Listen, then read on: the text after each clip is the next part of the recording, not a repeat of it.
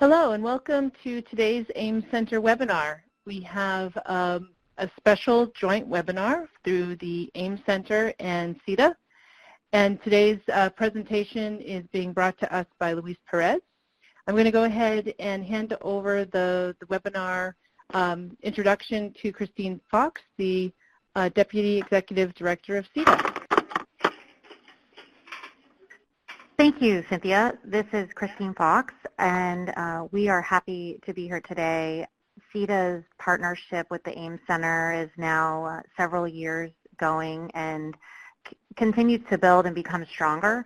So we're so happy to have both digital learning leaders as well as their AIM counterparts and invited guests on with us today to learn more about inclusive PDFs and providing accessible resources for the members. CETA over the last year has dedicated time, energy with support from the AIM Center on creating our own resources to be accessible and in some cases fully accessible, and in other cases we're also trying to go back and update previous resources. So we encourage you to make today a partnership. Thank you. We encourage you to make today the beginning of a relationship with your AIM counterparts. As many of you know, through our project around digital instructional materials, the DMAP site, we are also encouraging partnerships so that we can share policies and practices at the state level. And then internally, our previous webinar on accessible websites is a resource for everyone, as well as this. And then we look forward to your suggestions and requests moving forward so that we can continue our partnership, and then within states, your teams are working together. So without further ado, I'm going to turn this over to Luis Perez. He is a consultant with the AIM Center, and this is one of his areas of expertise. So I'm excited to learn, as I hope the rest of you are. Thank you so much, Christine, and thanks to CETA for continuing this partnership, and I appreciate the opportunity to come to you today to talk about inclusive PDF documents. If you want to connect with me or share anything from this presentation that you learned, I am on Twitter. My Twitter handle is @IonAccess, that's EYEONAXS. Over in the chat, Leslie has shared a link where you will find a digital handout and other resources associated with this webinar. So let's go ahead and get started. All right, so I don't know how many of you have seen this wonderful video on TED Talks by Simon Sinek. And he talks about always starting with the why. So that's one of the things that I want to do before we get to the specifics of how we make PDFs accessible. And for me personally, the why is that I spent a long time in graduate school. And PDFs were kind of the currency of research that I had to read and research that I had to perform as a graduate student. In fact, I was in graduate school. It took me 7 years to complete my doctorate, but that's because I actually did the coursework for 2 doctorates because 1 was not enough. So I did all the coursework for a doctorate in instructional technology with a focus on digital accessibility and inclusion, and then I moved on to that and completed my doctorate in special education from the University of South Florida. And then for my dissertation, my research focused on the experience of graduate students. And one of the items that kept coming up in my research, in my interviews, was PDFs and accessibility. So this is something that I've seen both myself as a student in higher education and with some of the students that I worked with professionally and in my research. So I want to turn it over to you, and then in the chat area, what is your why? Why are you here joining us today? What is it that you hope to get out of this session? What are some of your goals? I'm going to give you just a moment to do that in the chat area.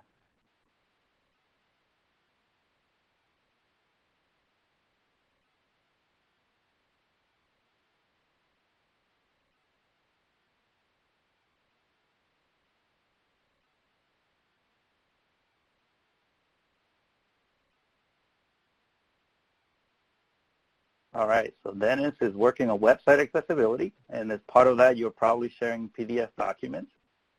So this would be pertinent to that. Same with Robert.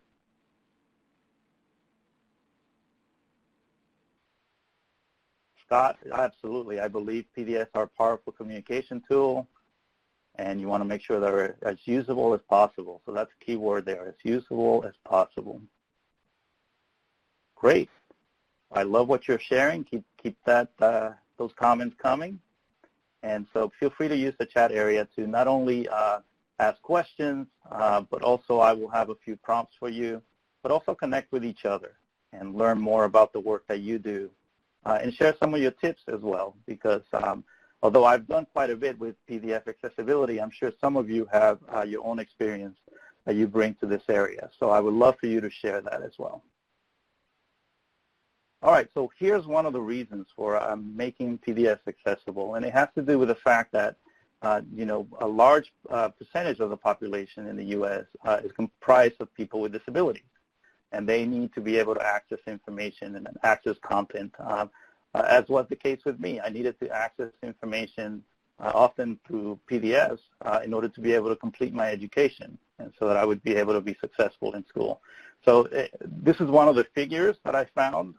It's according to the Census Bureau in 2010, there were 56.7 million U.S. residents that reported a disability. Now, that's probably actually on the low end, because that's people that reported having a disability. That doesn't count a lot of people that may have been missed by the surveying, or people that just were not comfortable yet with disclosing their disability. So it's probably quite a bit higher than that. And to put that in another way, if you think about it, that's 1/5 of the population, right? So 1 in 5 people would report having a disability. So the question that I have when I look at statistics like that is, if you were a business, would you turn away 1 in 5 of your potential customers? I would argue that that would not be a good business decision. You would be leaving out quite a bit of your target market if you left out 1 in 5 of your customers. At the same token, if you are working in advocacy, or if you're working with a service organization, you know, would you turn away 1 in 5 of your stakeholders? Those could be your allies. Those could be the people that would advocate, you know, for your position. Those are the people that could be funders of your work. So it's important that we include everyone, and it's not just people with disabilities or people that report that they have a disability. A disability could be temporary, as the photo here on the left shows. It shows somebody who's in a cast. And this came home to me in a very unique way last year. My sister was actually completing her undergraduate degree, and she actually had a fall in the bathroom.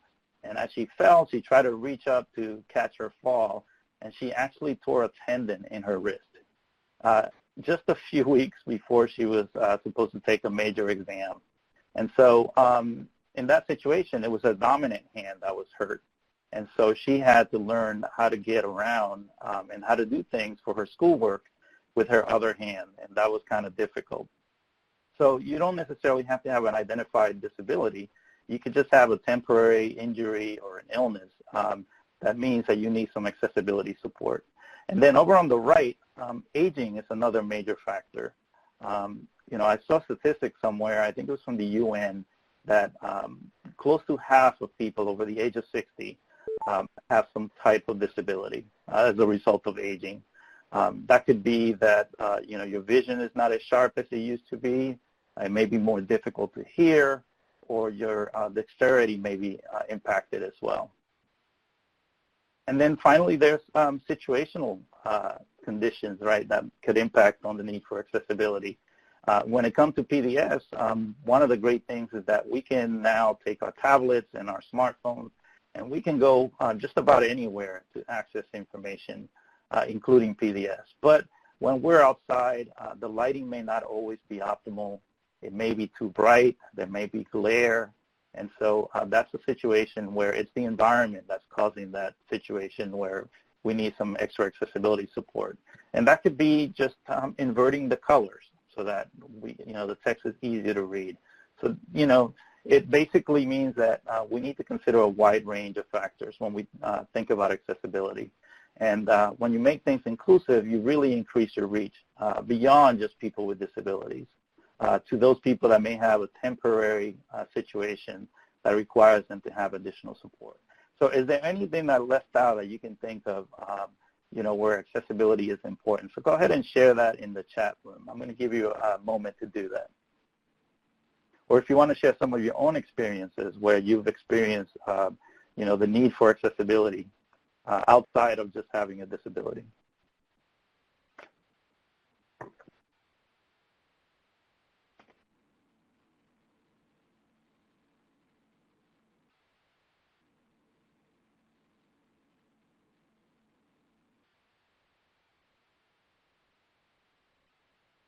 Absolutely, Christine. Color is one that's often ignored, and some people can't see certain colors. If you are actually a male, there's a higher incidence of color blindness among males, and so that's something to consider as well. But for everybody else, if the text doesn't have enough contrast, then you're spending more effort in trying to get the information and process it than you should. That's really important, Melissa. Sometimes it's just a matter of preference. Maybe it's not something that you need, but it's just something that you feel it works better for you. And so it's a matter of personalizing the experience for yourself. And so you can access a lot of those preferences to customize how the information is displayed and so on. All right, so once again, keep those comments coming in the chat area. I love it, love it. All right, so here's what we're here for today. Beyond just that background information, it's PDF, portable document format. So another question for you that I have is, what are some of the benefits of PDF as a format? So what are some of the reasons why we would want to use PDF? And while you are typing, Ohio AT and AM Center mentions, the difficulty of finding employment, because so much of the content that's involved in the job search and the applications involves PDFs. And if they're not accessible, then you're creating that barrier that really keeps people from enjoying, equal opportunity, not just education, but employment.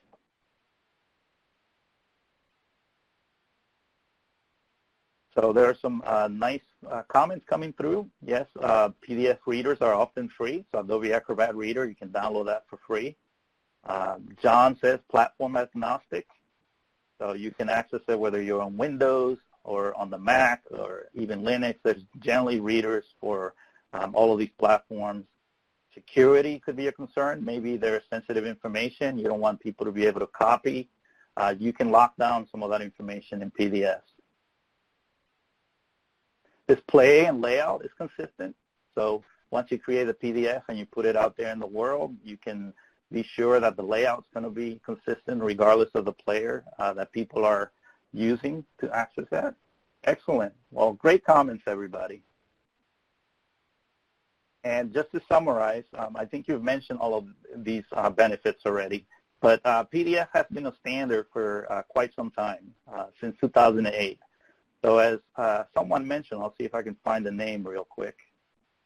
It is, because it's been a standard, there are tools for creating PDFs, quite a few tools, and also quite a few different tools for accessing them.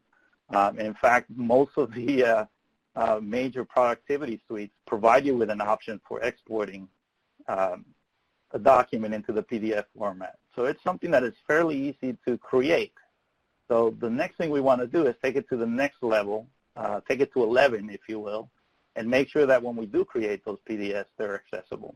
And then the other major point that I wanted to make, and some of you, including Andrea and others, have already mentioned, it does preserve the visual formatting. And so if you have a complex document, that could be, say, a recipe book or a children's book where the layout is important, then PDF does a great job with that. And so you can see PDFs are a preferred format for distributing reports and a lot of information. And organizations like CITA use PDFs quite a bit. And here I've included a few of the documents that you can find on the website where you can access them in PDF format. And especially the state procurement case studies that was released not too long ago. I'm going to use that for a lot of the examples today. So you can access that. Leslie was nice enough, kind enough to put the link in the chat area for that document. Oh, I gave away some of the answers there. So let me, I want to go back to the chat area. So what are some of the limitations of PDF that we need to consider when we're thinking about this format? So we have lots of benefits, but there's also often some drawbacks. And you'll probably have many more anyway than what I had on that slide. So what are some of the limitations that you need to consider? I'll give you a second to enter that information into the chat area.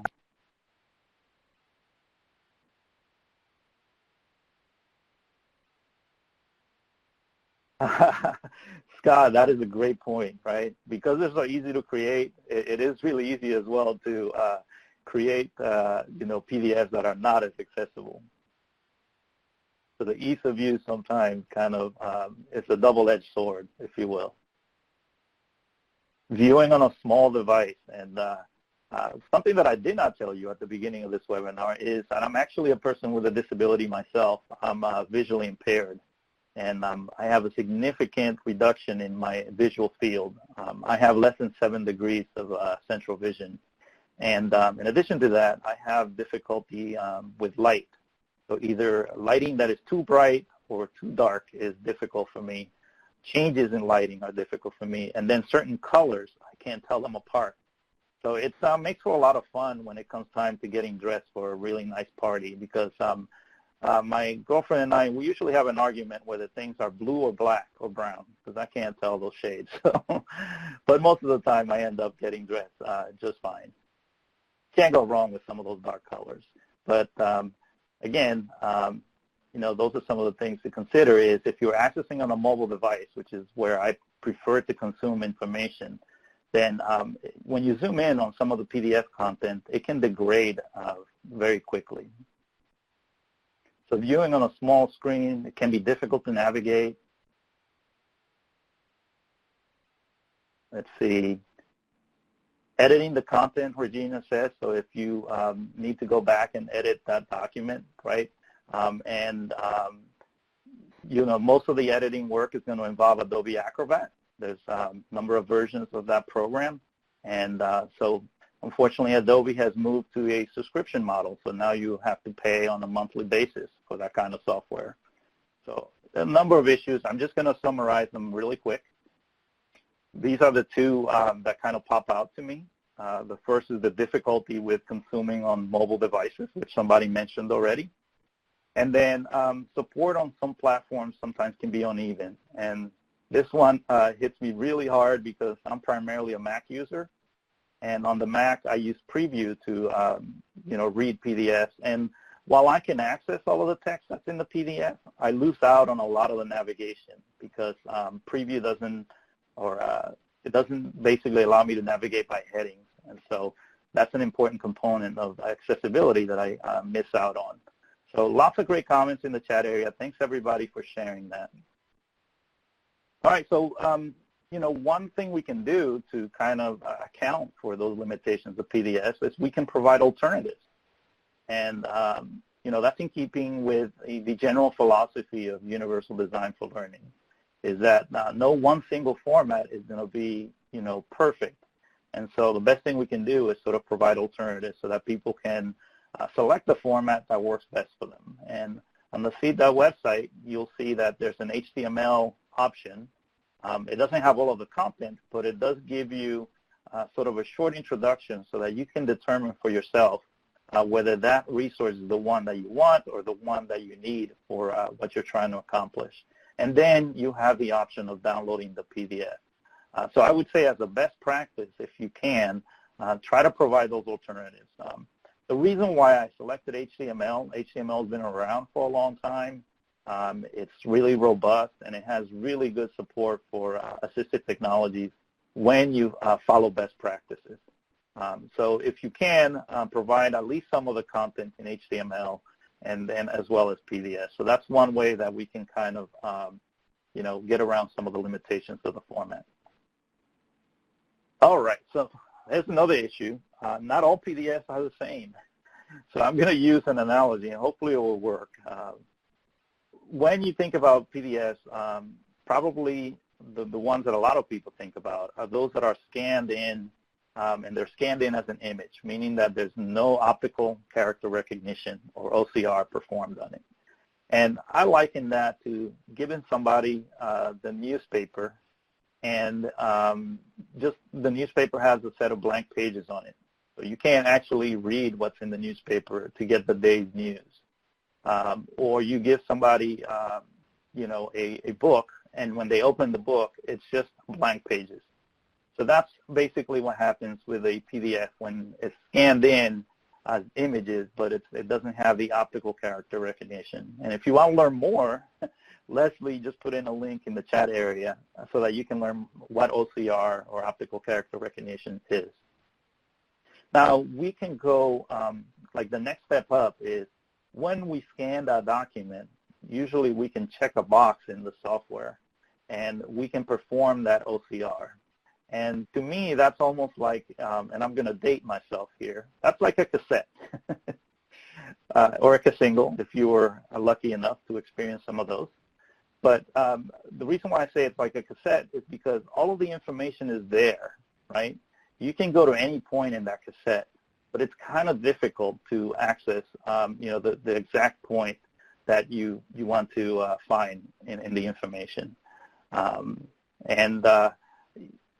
it's all there, the navigation is the key part that's missing. So cassette is better than that blank page, but maybe we can take it up even more, another notch, and create a CD. And to me, that's what an accessible PDF is. It's more like a CD in the sense that not only is the information there, but you have flexible ways to navigate it.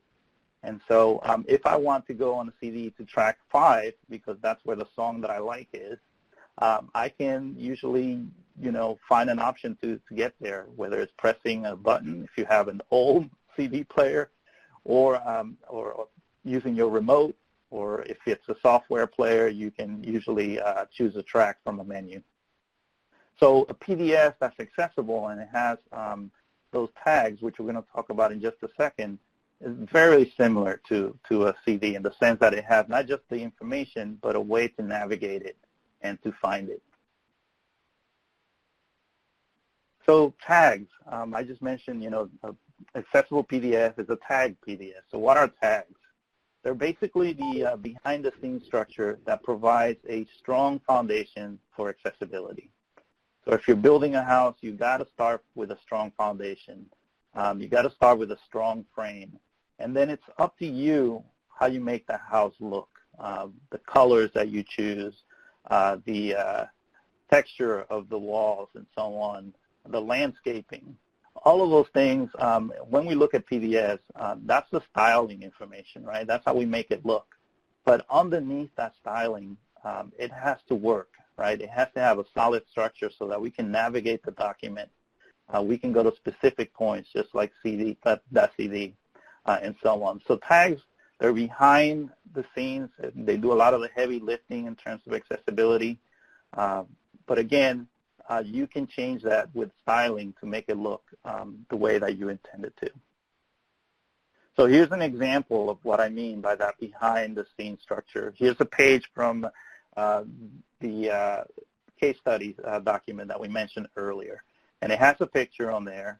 But basically, behind the scenes, if you are blind, you would not be able to actually access that information unless we go in and we put in some additional information in the form of a tag that describes that image to somebody who is blind. So here's an example of the alttext, alternative text, which is that description of the image for somebody who's using a screen reader because they have a visual impairment. So again, the alternative text is in the background, providing that additional information for those who need it. The same thing with the headings at the top. You notice that the executive summary is marked up as a heading level 1. And so behind the scenes, that tag, that H1 tag is saying, this is important. I want you to pay attention to this. And then later on in the document, there may be a separate tag, an H2 tag, that says this is important, but not quite as important as the executive summary. So that's one of the things that the tags do, is that they provide meaning about what these the information is doing or what its function is. And you can see another one that indicates that we're dealing with a paragraph here. That's the P tag. So a lot of this, if you've done web design or if you know a little bit about web design, a lot of the skills kind of migrate over as well into creating accessible PDFs.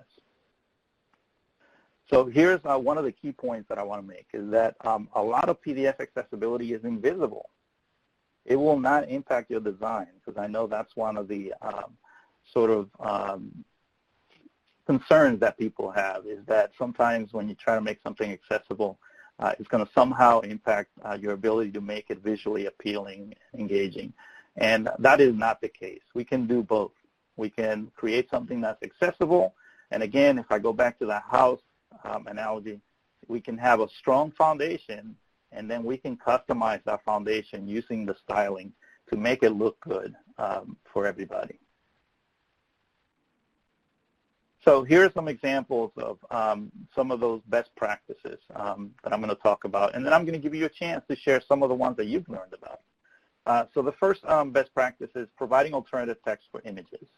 So here's that image again, and then in the background there's an alternative text description for those who need it. And the nice thing, again, as I said, this is only available when you're using a screen reader. So it's providing that extended description that somebody would need to make sense of that image. Now, as a best practice, it's also good sometimes to put in a caption. So the caption is going to be available to everybody. And then you can balance the two. The caption can provide a short description of the image for those who can see it and clarify what that image is discussing. And then the alternative text is even more description for those who can't see the image. So there is a place for both the caption and the alternative text. As I mentioned, the heading structure. This is used by screen reader users to skip to their desired section of the document. And that's really important to understand. So when I would open a PDF document in graduate school, I would probably read the abstract and then determine, oh, that's the document that I want to read. That's the correct document. And then I would probably use a keyboard shortcut on my screen reader and just skip around these headings until I got to the right section and then start reading from there. So that's a great option that, screen readers have, is that ability to not have to go through the entire text. You can select a section and begin there. There was a question in the chat area about the best practice for caption and alt text, and Mindy, of course, who's an expert on a lot of this, also mentions that it depends on the context of the image. So we're going to talk about that a little bit later. So thank you for putting that into the chat area, Mindy. So here's an example when we go into Acrobat and we open that document and we look at the tags. We can see here those H2 tags that are indicating how this document is sort of divided into sections that make logical sense. And you'll notice that the headers are not, the headings are not, all called H2 or H1. The designer has gone in and put in some more descriptive heading text for them in the tags, so that later on, if they're working on a long document, it makes it much easier for them to identify those headings. But the general idea is that they're marked up correctly as the heading level 1, heading level 2, and so on. Tables are another challenge because with tables, if you're sighted, you can look at any of the cells on the table, and then you can kind of skim the table and see what the relationship is between that cell and the rest of the table. But if you can't see the table, then that becomes more difficult. And so fortunately, we can go in and put in some code that tells the screen reader, oh, this is a heading for that table column or that table row. And then as you read the individual cells, there is that association between each cell and the headings that are making reference to it. So you're basically, again, providing that relationship. Oh, we have something about tables for design features, not just for data. So I'm going to call that one out because if you can, you should really be using tables for, tabular data rather than for layout.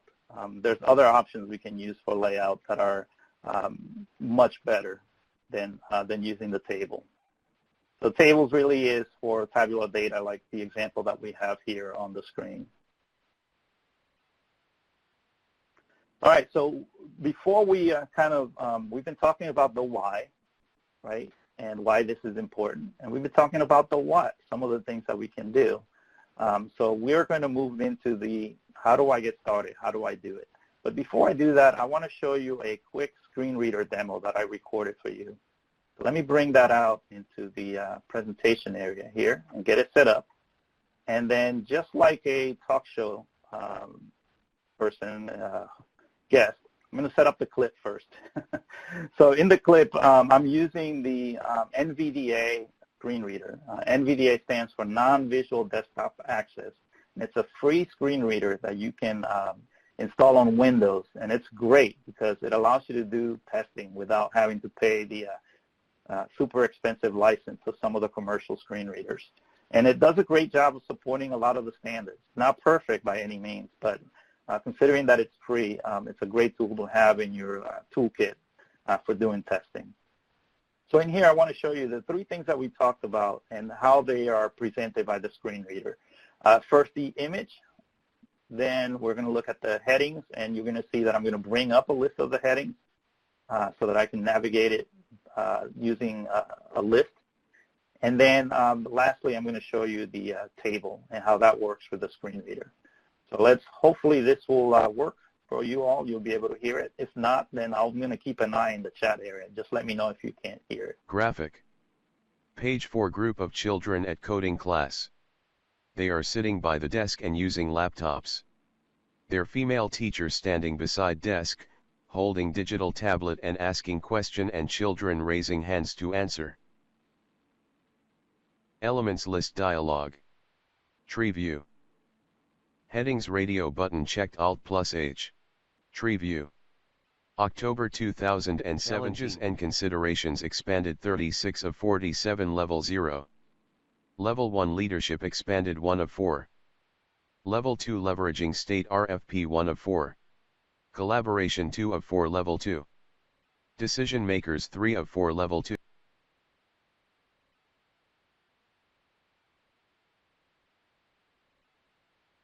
Cost column 2 varies, licensing column 3 copyright. Flexibility column 4 copyright, owner has the right to control the copying and dissemination of an original work. All right, if you could go ahead and hide that video, hopefully everybody was able to hear that. Give me a smiley face if you could hear that test of the screen reader. All right, great. I see some smiley faces. Great, awesome. So again, with that video, it's just to give you a sense, somebody asked, where can I get a free screen reader to do testing? So the first one is NVDA. I'll just go ahead and type it in. If you're on Windows, that's a great free option. And then if you're on the Mac, even though PDFs on the Mac are not as well supported sometimes, VoiceOver is built into the Mac. So that's the free option there as well. I tend to do more of my testing for PDFs with NVDA, or if I have access to it, I'll use JAWS. JAWS is, the program most likely people will use in employment and so on. The problem is I can't always afford a license to JAWS. So there are some free options out there that you can always try. And yes, Mindy, of course, I mentioned that. Apple and Adobe don't always play nice together. And so that's something to keep in mind. And thanks, Leslie, for putting in the link to NVDA. So how do we get started? All right, let's take a look here. So I want to give you, instead of individual techniques, right, and getting bogged down in individual techniques, I want to focus more on workflow because that's, again, a solid foundation to start with. And as we go along, if you have any suggestions, any tips, feel free to share those from your own experience. So here's the workflow that I typically go through in terms of when I'm working on PDF documents. And there's 4 parts to it. and I'm going to go through each of these in more detail. But the first one is to optimize the source document if you have access to that source document, right? That's not always the case. But ideally, you will be the person creating the document in something like Microsoft Word or Adobe InDesign, which are the two that I'm going to focus on today. But the process is very similar, for other productivity tools out there. So to save you a lot of headaches, that's probably the best thing, is to begin with a optimized source document in your authoring tool. Next step is to use the export option within that authoring tool and export to a tagged PDF. Then when you open it up in Adobe Acrobat, and you will need Adobe Acrobat to do a lot of this work, you'll run an accessibility check, and that accessibility check is so that you can, in some ways, kind of catch the low-hanging fruit, if you will. It's not going to catch everything, but it will give you a sense of the overall accessibility of that document, and then you can focus your energies on those areas where it may be a little bit more difficult to provide that accessibility. And most of the time, there will be a little bit of touch-up that will be required in Acrobat.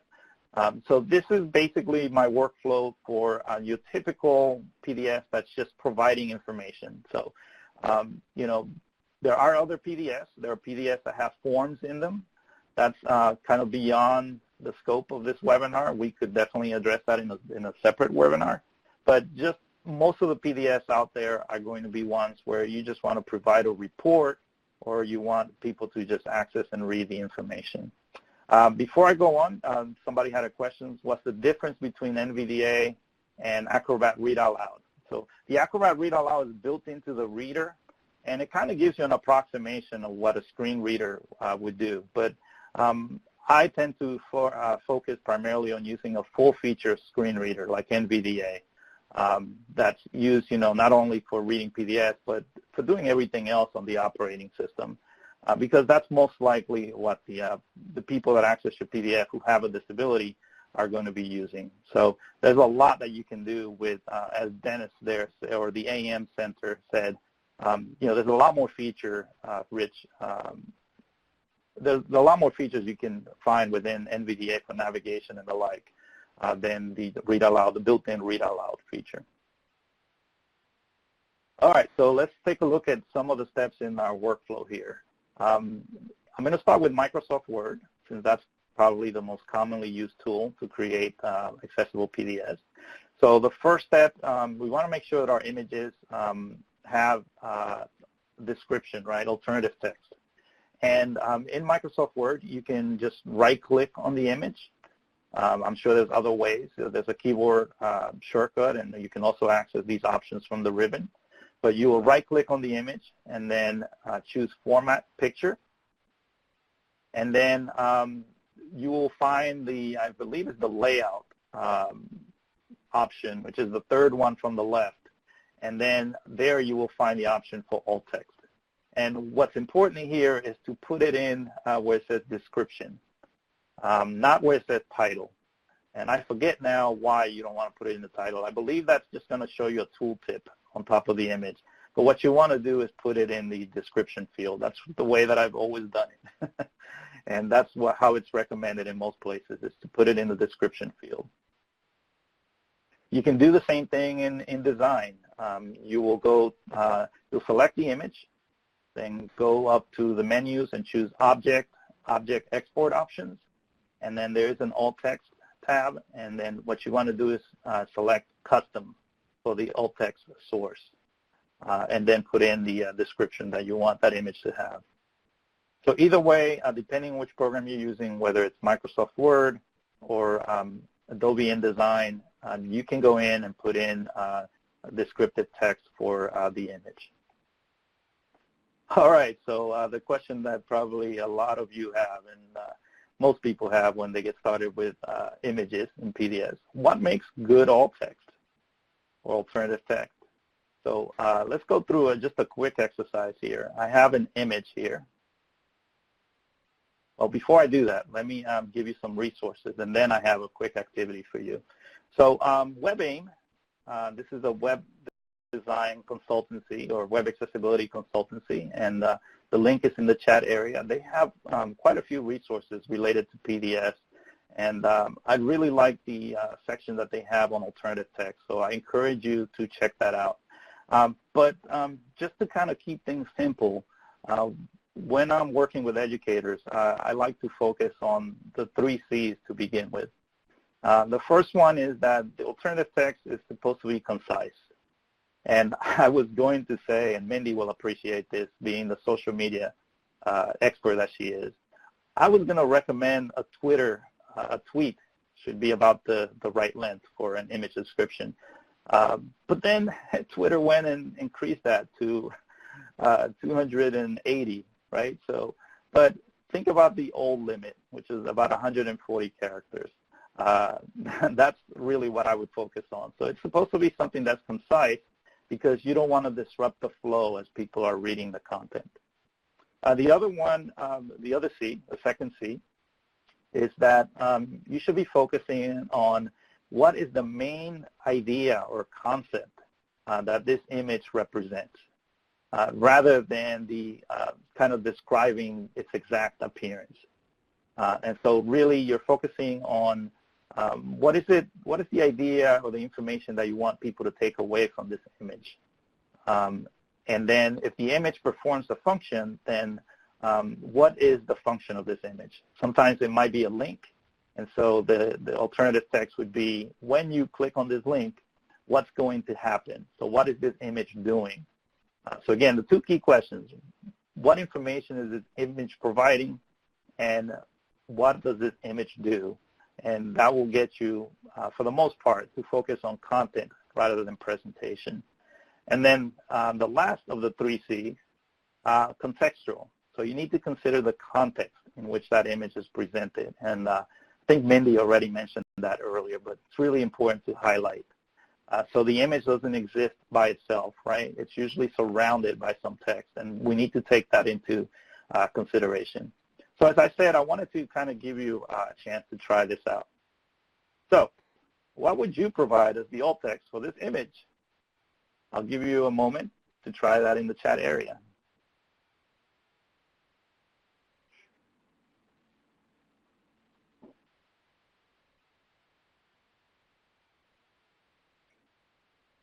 Absolutely, Mindy. WebAIM is a great resource. They have some examples that you can also go through yourself. You can kind of hide the answer, test yourself, and then scroll up and see if what you described corresponds to, you know, what they came up with. So let's see. Nobody wants to take a shot at this? All right, so we have a few people entering their information. DMAP's logo with map of US in the shadow behind the letters. Christine, all right, great. Melissa, DMAP's logo, yes. I would spell it out and add that it's a logo. Carmela has map of USA with DMAPs over it. All right, so keep those coming in the chat area. Let's take a look at, I'm going to make a different case. Some of you came up with a really good answer there. It does say DMAPs on it, so we want to make sure that somewhere in the description, you know, we duplicate that text. But I'm going to make a different case. I want to see what you think about this. Remember what I said about context and considering the context. Let me show you where this appears in the report. So when we look at this, it turns out that that image is already described in the text. The text gives you all the information that you need. And then if you look at it in context, this is really a list, right? So it's a list of resources that you can access or download. So I'm going to make an argument, and again, you could argue with me, but I'm going to say that this should be skipped. It should be marked up as an artifact, and I'll show you how to do that a little bit later. Because think about it, this really is more like a bullet, right? And if we mark this up correctly, and it is marked up correctly in the report as a list, well, the screen reader already provides some information for us. It tells us that we're in a list. It tells you how many items are in that list. And then as we skip through the items on the list, we hear something similar to 1 of 4 or 1 of 5. So, and then the images are already described in the surrounding text. So again, that's my argument. What do you think? Let's see in the chat area. Regina agrees with me, but anybody else want to counter-argue? I feel like I'm in court.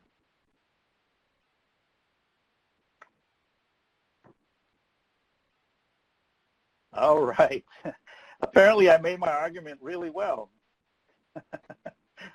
All right. So again, I just wanted to highlight that example because it's contextual, right? You know, you need to consider the context, and Mindy has a good point. Yeah, you could include a very short description for this one because you want to make sure that it has some text in it. So you could put in a short description. But the thing that you don't want is to really kind of interfere with the information or have redundancy, right?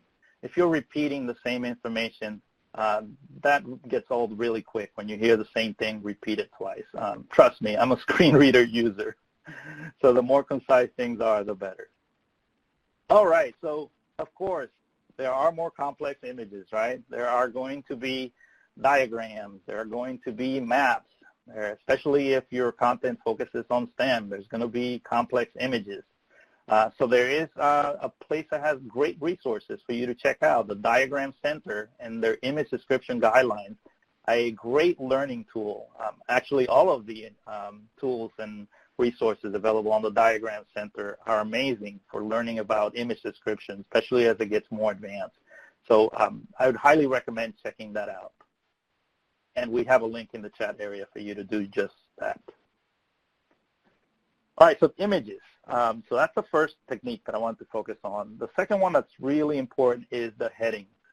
And there's different ways you can do this. This is how I do it. So I will go into my document, and I will select some text that I want to make into a heading.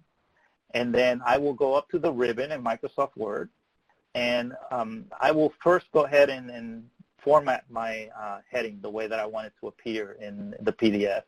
And then I will select the option to update the heading style to match my selection. Or you can go the other way. You can first modify the style in the ribbon. So you can choose the second option here, modify. Make that heading bold, make it bigger, and so on. And then you would go through and apply the heading everywhere else that you want it to appear in your document. So the important thing here is that you're marking up the document by dividing it into sections. And again, that provides additional navigation for screen reader users, but also it breaks up the document. So it takes that text and breaks it up into sections that are just easier to consume and understand. So there's different ways you can do the headings. The important thing is that you have them on there.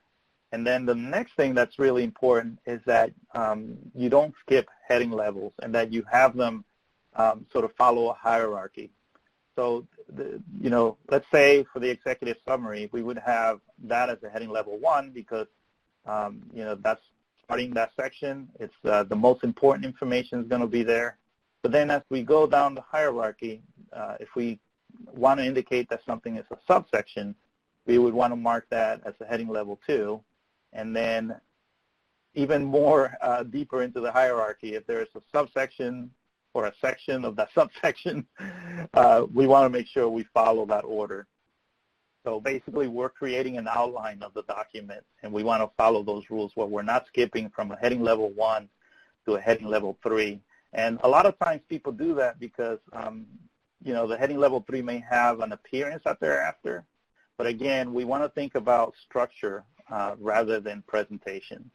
So we can create the structure, and then we can go in and change the styles to change how those headings appear. In InDesign, you will have an extra step. So you will assign paragraph styles in a very similar way that you would do it in Microsoft Word. But then there's an extra step, which is mapping those paragraph styles to the tags that you're going to end up with in Acrobat.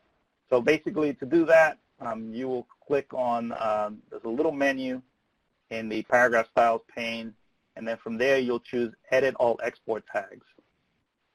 And then once you do that, you'll come to a screen where you can basically map each of your paragraph styles into a PDF tag. So for instance here, the style that the designer selected is a subhead A. Well, they would then go in and map that to a heading level 2. And so that when this document is exported from InDesign to Acrobat, we're going to end up with that correct markup as a heading level 2. So there's just that little extra step that you have to do in InDesign before you export, that you need to do that mapping. And then tables. So the tables, the key thing with tables is there's two options when you go into the ribbon and you choose to insert a table. And the first option is inserting the table. That's what we want. The second one is drawing the table, and that's definitely not what we want. So make sure you avoid that option. I wish I could put a little X on it. I should have done that. You don't want to draw the table because what happens is it puts the table sort of on a top layer, on an annotation layer, that's ignored when you export to a PDF. It's not tagged. So you want to make sure that you insert the table by choosing that insert option, not the drawing one. If you take away one thing from this training today, let that be the one. Once you add the table and you have all the information in it, you can right-click on it, choose Table Properties, and then you can add your headers by just checking a box where it says Repeat as Header Row at the top of each page. And this works really well for simple tables, but if a table gets more complex, like if you have multiple headers or header rows and so on, there is a good chance that you're going to have to do some touch-up in Acrobat. But if it's just a simple table and you assign those header rows in Microsoft Word, you're going to do just fine when you export to PDF. Here's the same thing in InDesign. So again, we'll add the table, add the information, right-click on it, choose Table Options, and then we want to assign a header row. That's just going to create that extra code that allows the screen reader to associate each cell of the table with its header.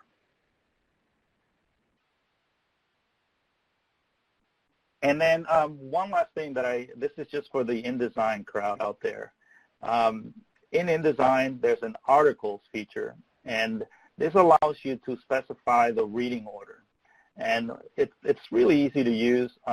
Basically, you'll create an article. One way to do it is by each page, you'll create an article. And then in your document, you'll hold down the Shift key and then click on the individual frames.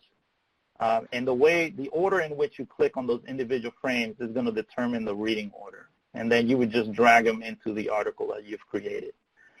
So that's, if you do that in InDesign, especially in InDesign, you're often working with a more complex document, then that will really help out when you export to PDF.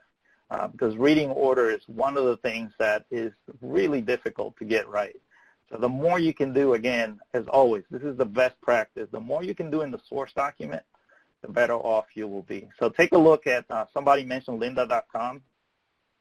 Absolutely, they have some great training on this, but of course it's a paid service, so worth mentioning. All right, so once we've done all the optimization in the source document, then the next step is to export it, and this will go fairly quickly here. We just want to make sure there's different ways to do it. I generally have Acrobat installed on my computer. So within Word, I will have an extra option in the ribbon for Acrobat, and that's the Acrobat PDF Maker. If you don't have Acrobat installed, you can still export from Microsoft Word to PDF, but I found that I get the best results when I use the Acrobat PDF Maker. It's got a little bit extra Adobe goodness in there, I guess you could say. Now, within the Acrobat PDF Maker, you can access the options, and then there's two things you want to check, or at least make sure that they're enabled. One is enable accessibility and reflow with tagged PDF. Right, so that most of the time that's going to be selected by default already, but you want to make sure just in case. And then the other thing that I do is create bookmarks, and that takes those headings, and you can choose what level heading you want to use for the bookmarks under advanced settings, or actually under bookmarks at the top there. But what you want to do is make sure that you create those bookmarks from the headings. especially if you're using if you're creating a really long document, like a long report, you want to make sure that those bookmarks are created for you. Same options are available in InDesign. So when you go to export, you can choose to have it created as a tag PDF, and then you want to use the structure for the tab order. So checking those two options will give you a tag PDF that you can then sort of work with in Acrobat. All right, so we've done the first two things. We've optimized our source document. We've exported it to PDF. We're now ready to open it in Acrobat, and we can run an accessibility check. And there is a pane for accessibility in Acrobat, and what you want to do is choose the option for full check. It will go through your PDF document, give you a report so that you can see what you need to improve on and what passed. I always have to put in a caveat about automated tools. They have their limitations, right? They're good for kind of getting the big things, right? Like making sure that the document has a descriptive name, things like that. These automated tools are great at telling you if something's missing, right? But they're not always good at telling you whether what you've put in actually makes sense. So again, this is just the starting point, is to do that accessibility full check and then go through the report. And most of the time, you're going to find at least two options that you have to manually check. One is the reading order, and then the other one is color contrast. And I'm going to share with you a couple of tools you can use for checking the color contrast. I believe that's the next set of slides. Or not. That's a little bit further on in this presentation. So once you do the accessibility check and you get a report, you can then go in and touch up some of the things that need work. Most of the time, the biggest thing you're going to have to work on is the reading order. And that makes a difference. Here's an example from the case studies report. So in here, you'll see that that sidebar with the definition of what accessible means has been marked up as number 6. And so that's, in my opinion, that's a good way to mark it up, because that means I will read all of the content, and then when that page is done, I will go in and hear that definition so that it doesn't disrupt the flow of the rest of the content. So the touch-up reading tool, it's one of the options in Acrobat. You can bring it up. It will mark up your page and show you the order in which this content would be read. So here's one of the challenges with Adobe. There are two places in Adobe Acrobat where you can see the reading order. There's the tags panel that shows you all of the tags that have been added to the document, and that's your reading order for screen readers. And then there is the order panel. And in Acrobat Reader, so this is the reader application, right? Not the Acrobat one that you use to create the document. There is an option called Reflow.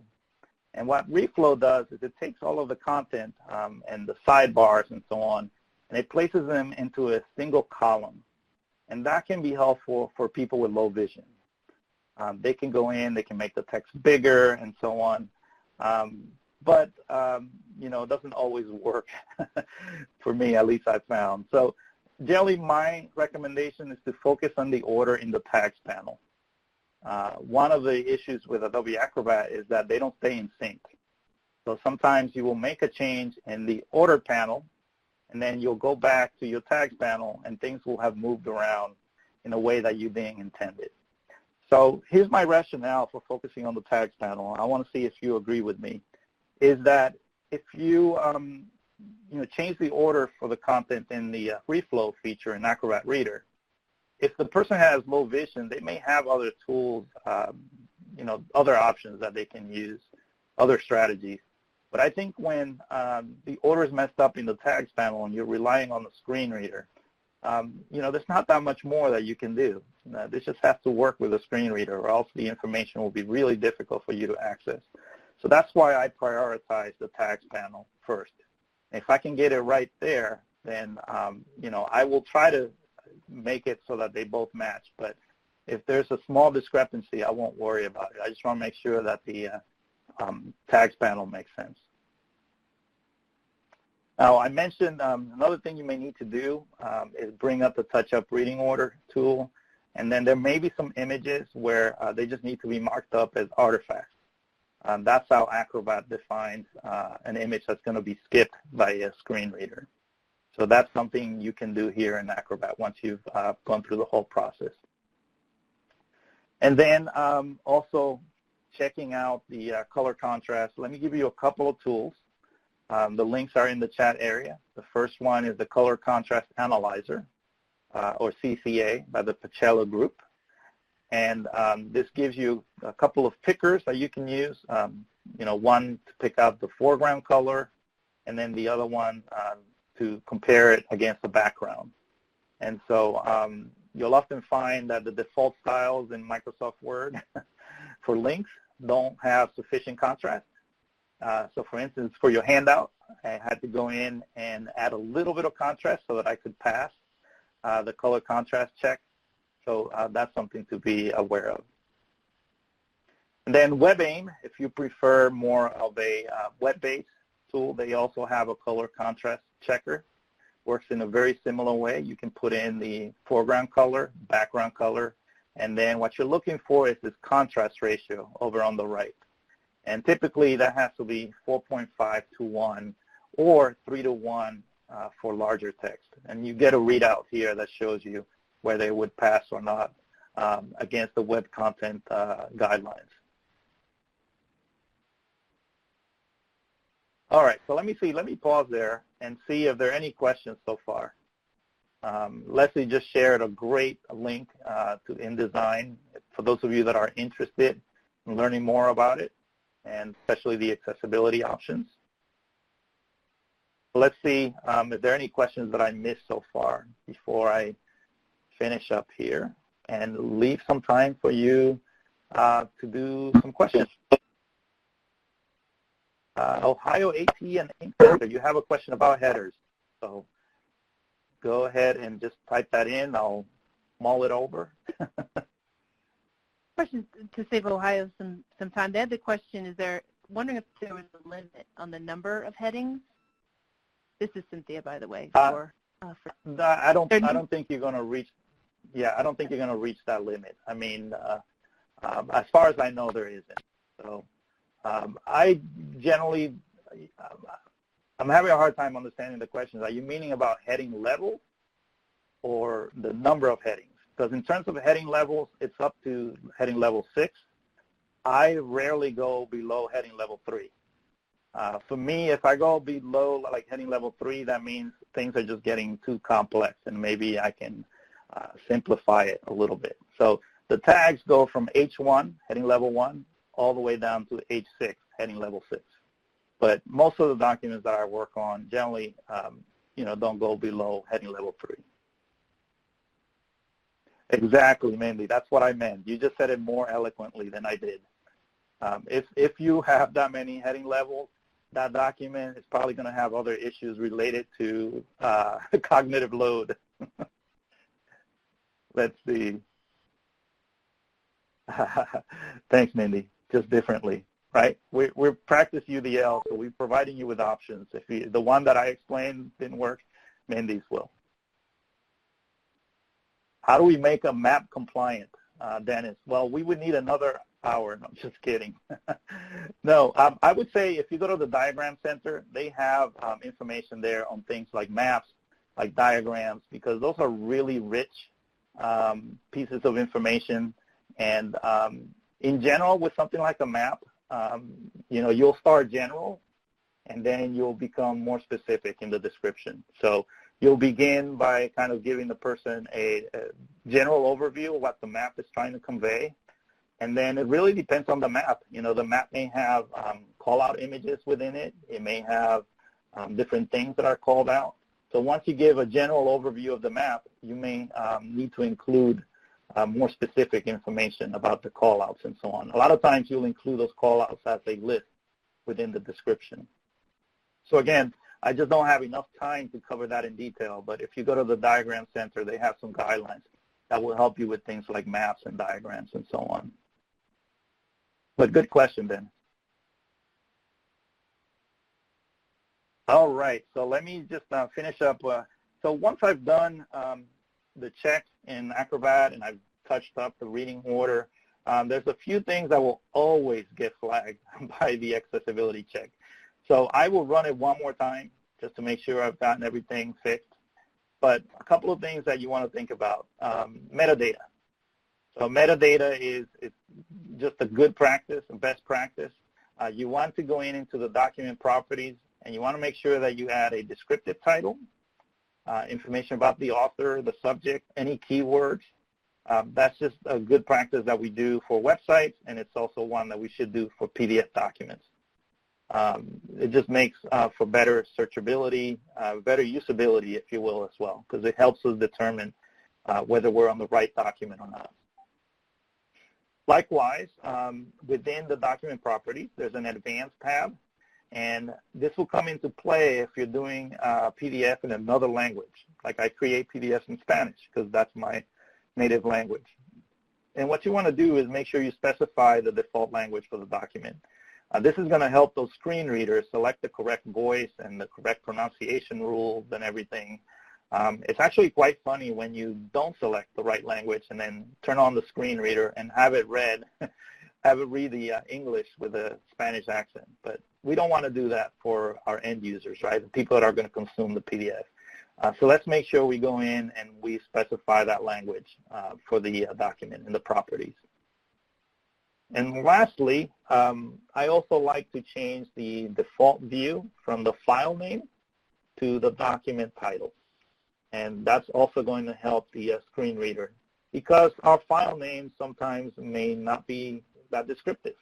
They may have special characters too, like underscore and a bunch of numbers so that we know what version of that document we're looking at. But the document title may be a little bit more descriptive. So in this case, if I go back, I forget what the file name was, but the document title is definitely descriptive. State Procurement Case Study, Spotlight on Digital Materials Acquisition.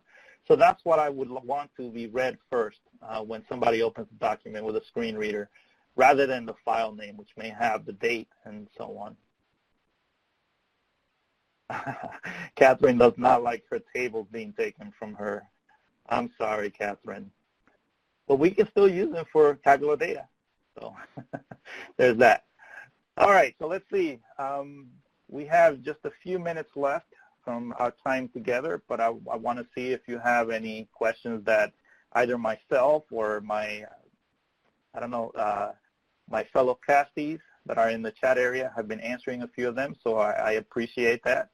But as we answer the questions, I'm going to just put in my contact information. So if there's anything that's still outstanding that wasn't clear or that you want more information on, just reach out to me. I'm at IonAccess on Twitter. That's probably the easiest way to contact me. I get a ton of email, so sometimes I may either miss it or it may take me a while to get back to you. But I check Twitter all the time because just like Mindy, I'm trying to be a social media star like her, but I'm not quite there yet, but I do use Twitter quite a bit. So let's see, your questions, comments. So I want to hear about your experiences. What are some of the pain points that you've had with PDF? What are some of the areas where you've had success as well? So I don't always like to focus on, you know, just the problems. There are some areas where we have success as well.